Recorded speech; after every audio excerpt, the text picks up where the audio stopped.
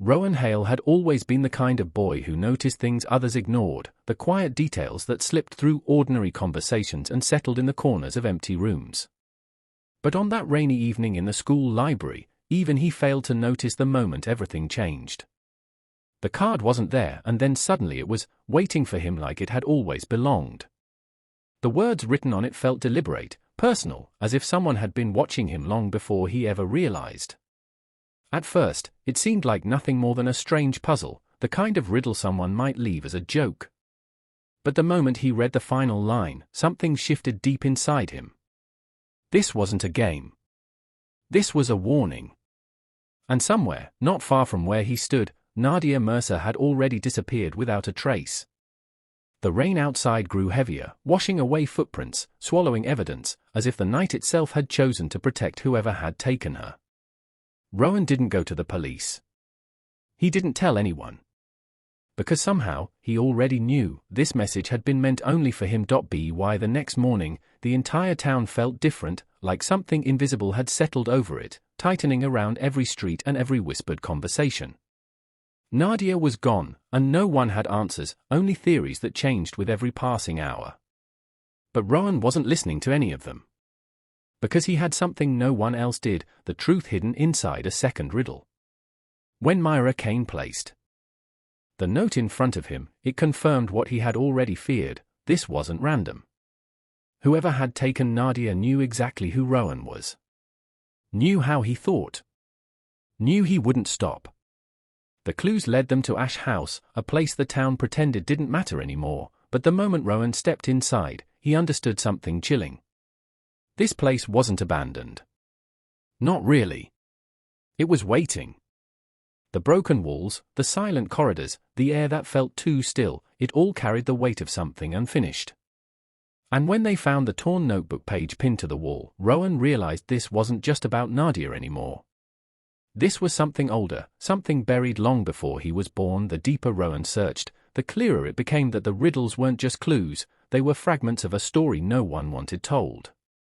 A story tied to Ash House, to the fire, and to a boy whose name had been erased like he had never existed. Daniel Vale. A name hidden in damaged records and forgotten photographs, yet somehow still alive in the shadows of everything Rowan was uncovering. And then came the moment that changed everything. The connection he never expected. His own grandfather, Thomas Hale, tied to the very place where Daniel had disappeared. It wasn't coincidence.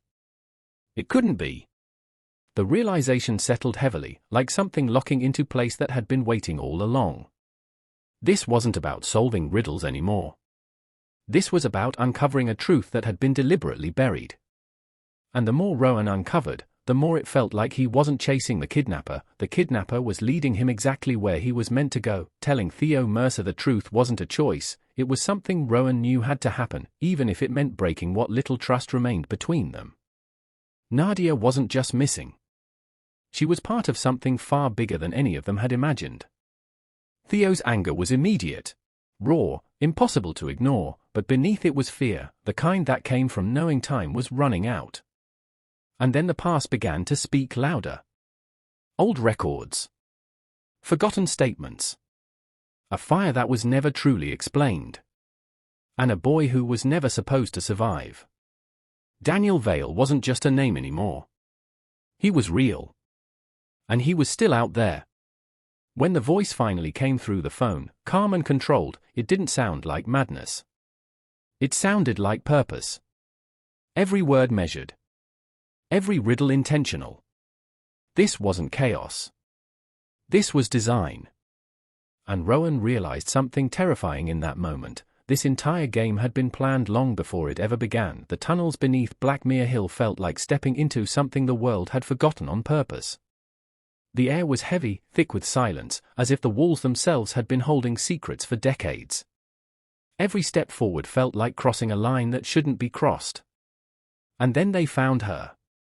Nadia. Alive, but fragile, caught in the middle of something she didn't understand. For a moment, everything almost felt like it could end there. Like they had made it in time. But the voice returned, and with it came the truth standing right in front of them. Daniel Vale. Not a ghost. Not a memory. But a man shaped by everything the town had tried to erase.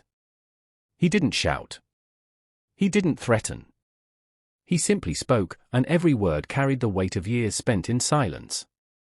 This wasn't about revenge in the way they expected. This was about forcing the truth into the open, no matter the cost. As the fire began to rise, it became clear that this was never meant to end quietly. The flames weren't just destruction, they were a message. A reflection of the past repeating itself, threatening to consume everything once again. Rowan stood in the middle of it, caught between what had been done and what could still be changed. Daniel believed the fire was the only way to make the truth undeniable. But Rowan saw something different. He saw a chance to stop history from repeating itself. Not by denying it, but by facing it completely.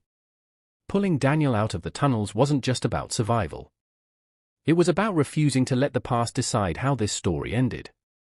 And as they escaped into the cold night air, with the fire collapsing behind them, Rowan understood something for the first time. The truth didn't need destruction to be heard. It just needed someone willing to carry it forward. In the end, the truth didn't disappear the way the town had hoped it would. It surfaced slowly, piece by piece, forcing people to confront what they had ignored for years. Daniel Vale's story was no longer hidden. It couldn't be. And Rowan, standing at the center of it all, realized that solving the riddles had never been the real challenge. The real challenge was what came after. Living with the truth. Carrying it. Refusing to let it be buried again. Nadia survived. Theo stayed. Myra remained exactly who she had always been, the one who saw clearly when no one else could. And Rowan? Rowan changed. Not into something broken, but into something steady. Someone who understood that some stories don't end when they're solved.